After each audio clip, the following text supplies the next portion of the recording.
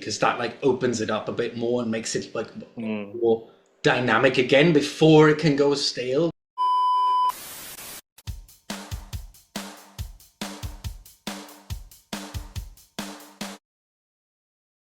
Hello, everyone. Welcome to No Drama, Just Movies, and we are back this week with another TV review. Hit that subscribe button to stay tuned with all the content that we produce each and every week in the world of TV and movies. My name is Cameron.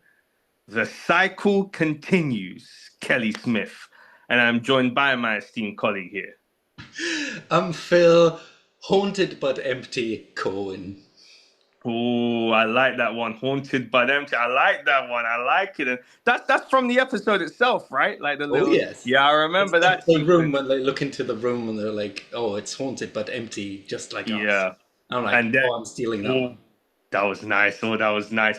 But if you haven't guessed it by now, but of course you have based on the title of this video, we are here to review none other than episode 5 of season 2 of The Last of Us on HBO. So I think the two nicknames that we had today, or the nicknames we both used today, I think were meant a lot for this episode. I'm going to start with myself. Mhm. The cycle continues. This is The Last of Us Part 2, and I'm speaking of the game, is a revenge story. Mhm. Finally, I feel like in this episode, we really hit that moment that this is a revenge story.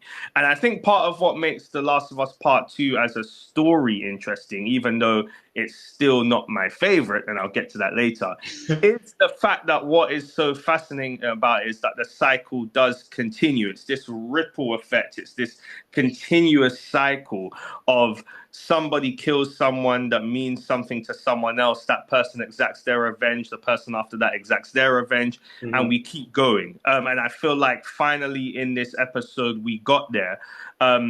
However, what was so beautiful about it is that they also justified why to them it's okay that this cycle continues as it is, even if it might not be very beneficial for, in this case, our main character, that being Ellie. But I felt like that this was needed. This was needed this week, and I was happy with it. Still had some issues with it throughout the middle of the episode. I thought at times it got a bit boring, or it dragged at Yeah. its feet a little bit, should we say?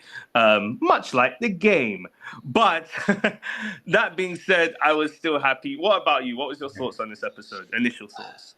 Yeah, this initial thoughts are this was a trickier one for me to like. Maybe it still had like interesting points and points absolutely, or scenes I absolutely loved, and obviously love moments as well. But overall, I'm like a little bit, but I'm gonna be a bit harsher, I think, on this episode. I Hmm. thought. Expand. I mean, obviously these are opening thoughts, but those are over now. So I think I want to know, yeah, what? Give me some harsh takes. What was it about it for this episode for you? So I think I can't quite put my finger on it, really. But I think if it's for me that there were a lot of like good moments, but there also were a lot of moments where I thought, I'm not sure why this is here. I'm not sure what this does for like the overall story of this episode. Not necessarily. I know what it does. I think for the overall story, like the moment where where they witnessed the scars kill that guy, right? Don't know who that guy is. Don't know why they're killing him. Don't know what's going on. But that moment is in there. But it's like it feels a little bit disconnected from the rest of the story. It felt a little bit more, to me at least, like a thing of now this happens and now this happens. Now this happens. The same with like the musical interlude again, the interrupted one towards the beginning. It's kind of like, why is this in here? I'm not sure. I might be missing something completely. Like, please tell us in the comment or tell me in the comments if I'm completely wrong. But yeah, it felt to me like, why is this here? I could probably go without this. Yeah, and there was a few of those. I mean, with the musical interludes, Hmm. maybe I think obviously next week is the flashback episode. And by the way, Hmm. I think that The ending of this episode was obviously terrific, taking a very iconic moment from the game. Obviously, Ellie beating the absolute dog SHIT out of Nora. But I think what was great with that scene is that it immediately then switched to the flashback. I thought that that was a nice shift. I did quite enjoy that. But I did obviously remind me that obviously next week is the flashback episode. And I saw a picture, official still they released of, Joel handing Ellie the guitar, I think, for the first time. And so I guess that's the aim, that maybe hopefully after next week, we will finally have felt it. Like these musical interludes are leading up to, once again, showing its meaning to Joel. But it doesn't, even if it means something later on, it still doesn't necessarily mean something now. It kind of feels like an interruption. I guess that I get that they're like setting up things. Obviously, there has to be a through line through these episodes, and the thing that it can't just come out of nowhere, right? So if this is something they're going to use in some way, like her that connection that the guitar has to Joel, even like the line she sings, I wrote it down because it's quite. I was like, she's singing something, and it must be important. And she's singing, if I were to lose you, exactly. And it's like, oh, she's still thinking about Joel, and this is about Joel, right? And so there is a point to this. I know that. I know, like, in the grander scheme. But so I get it, which is why I'm not totally against it, but only in this episode, or like, I don't know. But I think that's the thing as well, onto that, like, I think Joel's presence is felt for me still. It is unfortunate. I know it's just one of those things. And obviously, you mentioned, for example, when they're in the park and they see the WLF guy being disemboweled by the Scars. I think that's the thing as well, whereas like the WLF and the Scars, I'm getting the impression now that these are going to be two factions that we get the majority of exploration in, more so in the third season. I think that is more so a bit more tied to Abby and her story rather than Ellie. That does bring up a critique for me, though, overall, is that, I saw a quote the other day, I think, where they were talking about how, they hadn't filmed season 3 yet, which I don't know if that's true or not. But if so, that is absolutely shocking to me, because I thought that they were filming these things back to back. Yeah. But if they haven't, I mean, because I think the tough thing I'm realizing, especially with 2 episodes left, is that this does feel like we're going to end on episode 7, and it is going to feel very incomplete.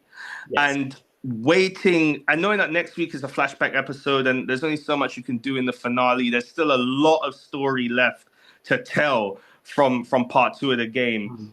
I am quite intrigued how they do that there. I guess if it's split up, like probably down the middle, they have a lot more time in the third season, or the second part of this season, so to speak, to finish that story, if that's what they're going to do. Yeah. And I think the fascinating part about it, obviously I'm jumping ahead here, but obviously, like, I'm thinking about, at least in the game, how part 2 ends, and like, I'm not spoiling anything, but like, yes, please. I'm still very intrigued to see, obviously, for those of you who are gamers or not, Neil Druckmann, who is obviously one of the big creative forces on the show, he has alluded to the fact that they have a story for The Last of Us Part 3, and it's going to get made. It's 1,000% going to get made. It seems like it's probably even in early development as we speak. And I just wonder, like, how this is all going to line up. Like, let's assume that season 3 comes out in 2027, for example. The Last of Us Part 3 game, based on at least how things are going now, probably wouldn't even arrive until maybe even close to 2030. And so I'm very just intrigued to see how this all goes, and then when that season would then come. But I guess, we'll deal with that when we come to it. But one of the things I wanted to say about this episode that I did enjoy is the opening. And I enjoyed the opening because for me, it harkened back to some of my favorite openings of the first season. Like, for example, if you look at the first episode of the first season where they're talking on that late night talk show, and they're kind of planting the seeds of the cordyceps, or I think it's in episode Yeah, or it's like in episode 2 or 3 where I think they're in Jakar or somewhere, and the woman basically says, "Look, you have to bomb this city because of." But I loved those scenes. I love those scenes of showing a time when the epidemic was in its initial days, its first few moments, and kind of showing us what happened. And so that moment where you have that lady, well, I don't know her name yet, but clearly the guy that aligned with Isaac. Speaking of Isaac, his presence was missed. But Isaac speaking with that lady who's clearly the leader, I guess, of the WLF, and she's speaking to her subordinate or whatnot, and she's basically saying, "Look, what happened? Why did you turn your back on your teammates?" And she's basically obviously introducing the idea of spores and the fact that and seemingly her son was one of those people. Leon, he's referenced. So seemingly her son is one of those people who went. But I love that. I just love that kind of scene of setting the tone of this holy shit.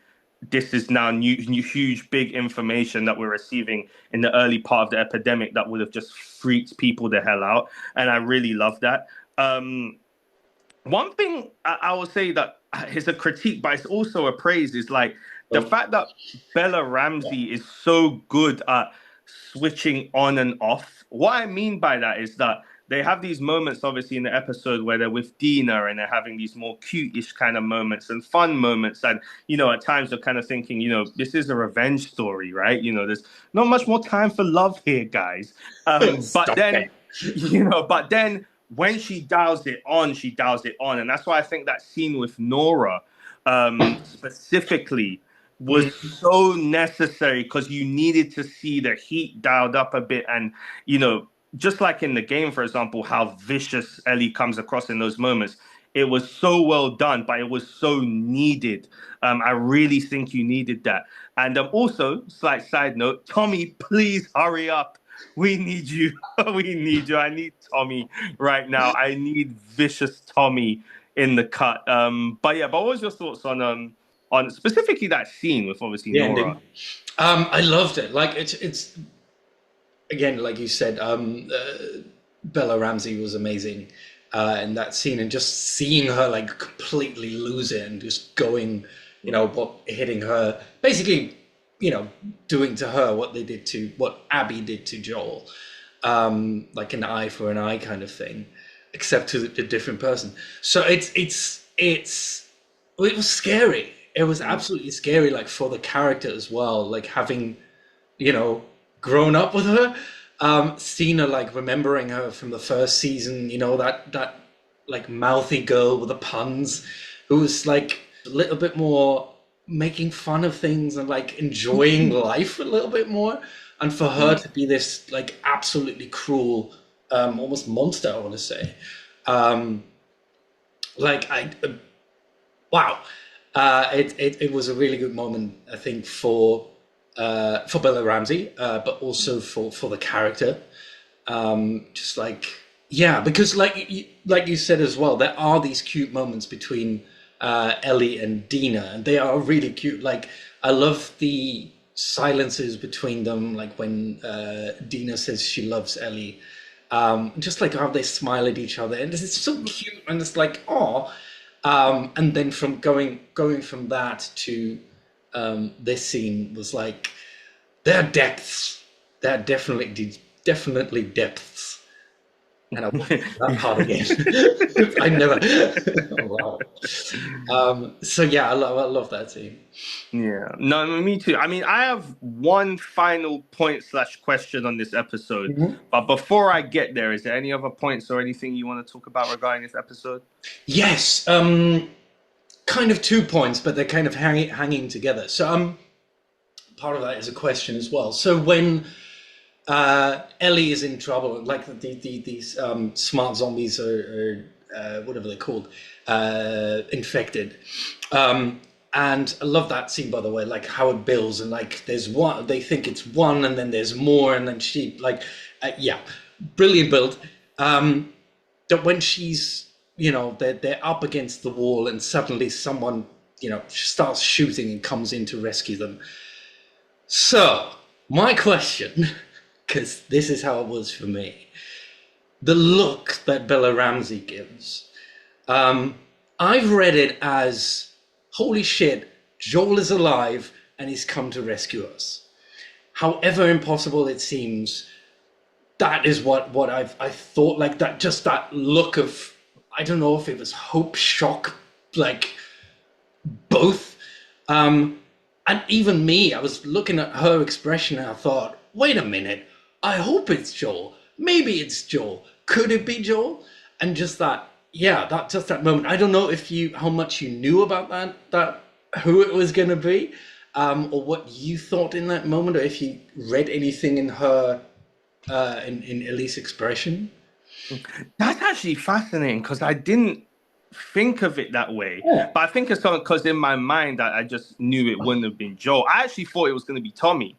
Oh, And I that would would have, have made more sense to me. yeah, I actually thought it was going to be Tommy, but he's still to come. But obviously Yeah. Jesse makes sense. But I think that's an interesting point though, because I think that it does make you look at it differently, like, but in a great way. Like if the fact that you read it as like she thinks maybe like this is just some bizarre world and Joel is here. I think that's a fascinating way to read it, though, and I actually like that idea as well. I didn't read it like that. I don't think I didn't see like properly look in the moment at her facial expressions, but I like that though. I do like it. It's good stuff. And the question that comes out of that as well, with the inclusion of Jesse, I really like that they added him, because it just adds another component to that. Like, because we had like Dina and Ellie for a while, and it's a good relationship, and like we said before, we both, I think, like the chemistry between the two characters. But I like that they went, okay, let's add another element here with Jesse, because that like opens it up a bit more and makes it like more dynamic again before it can go stale. Because I think they might have been able to pull it off for a little while longer, but just to avoid the risk. So I really like that Jesse is now part of that group, and I think if they link up together again. But yeah, what did you think about his inclusion? I liked it. I liked it because I think it's necessary, especially because at this point, obviously Jesse doesn't know that Dina's pregnant. Obviously for Ellie, she does know that Dina's pregnant. They know Dina's I think pregnant. she, Yes, Ellie's a she. yeah. Yeah. So we you know, can uh, unless but I'll just someone. say they found out. They know that Dina's pregnant. Mm, And it was interesting, I think, seeing him come back into the picture, how that's gonna play out, knowing that obviously Dina and Ellie are a thing. Jesse still likes Dina. Dina doesn't like Jesse anymore. There's a baby in the mix. How and Dina left, like how Jesse's gonna feel when he finds out that his, you mm, know, mother, the pregnant mother of his child, left on this suicide mission and was so willing to continue on this suicide mission when she's carrying his child, and all for the sake of her, the person that she actually loves that isn't him. And so, how that could play out, I think would be quite interesting. yeah. I think the big question for me, right? And this is something I've seen discussed online. It's more so just something that I find interesting. So, a conversation that's been started online is because obviously in here, at least in this version of The Last of Us Part 2, you have that scene where Dean is basically talking about how I think her mother and sister were murdered by a Mm, raider, and how, she's basically siding with Ellie, saying it doesn't matter what my family could have did to him. I still would have been justified in absolutely murdering the shit out of him or whatnot. And obviously, the cycle continues. But what I find quite interesting is that in the game, Ellie does not know that Joel killed Abby's father. She never knows. And so part that drives that unknowingly, like her not knowing that is a big part of driving her rage, because the way mm, she sees it is that you have killed my father figure because one, he killed the fireflies, and two, you're pissed off because I'm the cure and he messed that up. Whereas obviously in this version, Ellie fully knows that Joel killed Abby's father, but she doesn't care, mm. because for her it's just this cycle of hatred. And I guess it's less a question, but I just find that an interesting change. And I think in the game you can justify it more because it's like, okay, she doesn't know that Joel killed Abby's father, and so you kind of think to yourself, well, if she did know, maybe that would change her response. But here they're going with the path of no, she does know, and she still doesn't care because this cycle of hate, vengeance, anger is just has so much of a weighty pull that it doesn't matter. And I just think that's an interesting change, and interesting to see how that plays out as well. Yeah, so I guess more of a statement than a question. Yeah. That works. Yeah, yeah. Because yeah, I'm curious as well. Because she like with the reveal, I read before like oh the Ellie reveal or something. Or, like what does it mean and all that. So I was expecting something a little bit bigger, I guess. But just yeah, I'm not sure what to make of the idea that she knows what happened. Mm. And I guess like I can't remember now. Does she know that he essentially lied about that she's not the cure? Like that That's the impression I think that we've she been knows given. could have saved a lot Yeah, of people. Okay. yeah, yeah. So interesting. I mean, any other final thoughts before we give our icy review score? No, let's go to ICs. Well, I mean, you first. How many Oh icy yeah. scores out of 10 will you give episode 5 of The Last of Us season 2? I'm gonna be a little bit harsh, like I said, and give this a 7.5. There was still, like I said, really, really good moments and moments I loved as well. But there was also stuff from like I don't know why this is here. I don't know why what this is what this means. So it like affected me a little bit less. So yeah, 7.5 out of 10. I mean, crazily enough, we're in alignment because I'm also going with 7.5 ices out of 10. I think this episode, Simi to You, has some great moments. And the more I've just discussed it with you in this review, the more I have continuously started to warm up to it more. But that being said, it had a sludgy middle section, much like the game, which was a bit tough for me. However, I think it still is doing a good job, I think, overall this season, this episode, especially for me as someone who wasn't a fan of the story of the second game. I think it is doing still a good job at kind of removing the fluff and kind of giving a bit more of a compelling story. But yeah, let's see how we go. We got 2 episodes left, Yeah. and so let's see how we go. So we're both going with 7.5 ICs out of 10 for this episode, and that will do it for our review of episode 5 of The Last of Us Season 2 on HBO. Once again, we are No Drama, Just Movies. Please subscribe to our YouTube channel, like, comment, share, drop down in the comment section below. Let us know your thoughts on this episode and the last 2 episodes that we have to come. Also, if you've played the game, what your thoughts are thus far, especially with that scene with Nora. Once again, my name is Cameron. The cycle continues, Kelly Smith, and I'm joined by my esteemed colleague here. I'm Phil, haunted but empty, Corwin. Oh, that's right. We are haunted but empty. Hopefully not for long. Once again, we are No Drama, Just Movies. Thank you very much for checking our review today, guys, and we will see you very, very soon. Take care, guys. Somebody fill us up.